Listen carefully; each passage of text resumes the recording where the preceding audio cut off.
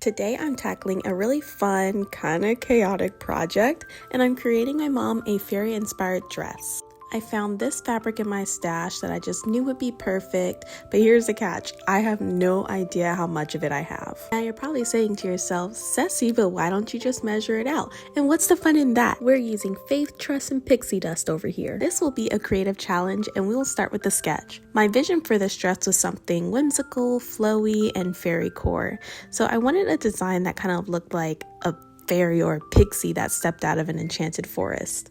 I decided to start with the skirt first because I felt like that would be the easiest place to start here. I wanted to make sure I had enough for the top, so I'm just cutting away some fabric for the skirt. For this fairy-like square skirt, all I'm doing is I'm cutting out what my mother's waist measurements will be, and then I'm just really going to leave the bottom part of the skirt the way that it is in this box square shape. Generally here for a circle skirt, this is where you would make the curve, but I'm just cutting off the selvage because I want to keep that rectangular shape. To make the top, I'm taking a similar approach except for instead of cutting out a curve for the waist, I'm just going to do a straight line across because it's going to be kind of off the shoulder type of top. I've never made an off-the-shoulder top before, so I didn't really know what I was doing here. I just was like, you know what, let's get the scissors, let's start cutting. Somehow the dream is going to become a reality. If you were unsure, this is not a tutorial. Similar to the skirt, I wanted this boxy kind of look, so I cut it at an angle going down. I was also not sure how to attach the sleeves to an off-the-shoulder top,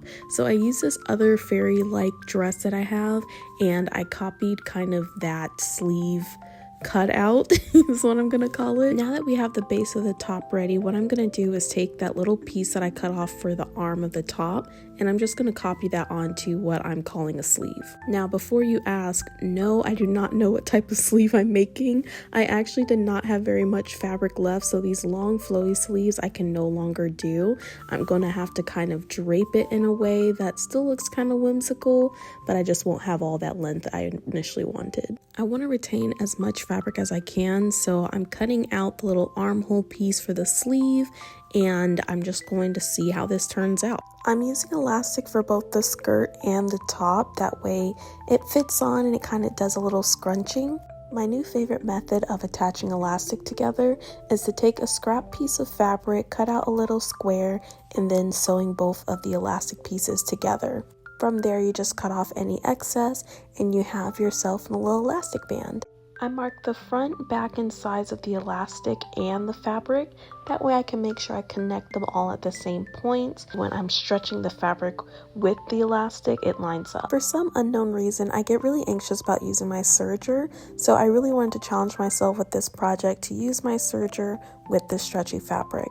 So here I am attaching the sleeves to our top, and then I'm right back to the serger. I love the look of lettuce hem, so this time, since I'm challenging myself with my serger, I also want to try lettuce hems. After watching a few YouTube videos, here are the settings that I ended up setting my serger to. I told myself that that scrap piece of fabric turned out so beautiful, so great, I should lettuce hem all of the skirt and the top. When I tell you this took forever, I literally had to take breaks and come back another day. Even Ryoko was like, nah girl, you gotta put it down.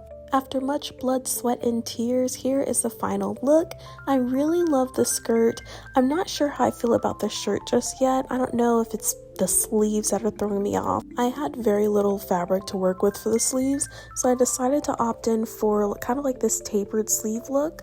I do like that if you tie the shirt, it gives you a crop type of look, which is actually really cute. Let me know what you thought about this chaotic fairy dressmaking, and if you enjoyed the video, I would really appreciate a like and subscribe. You can just put your paws on both of those buttons for me, and I hope you have a wonderful rest of your day. Happy crafting. Okay, bye!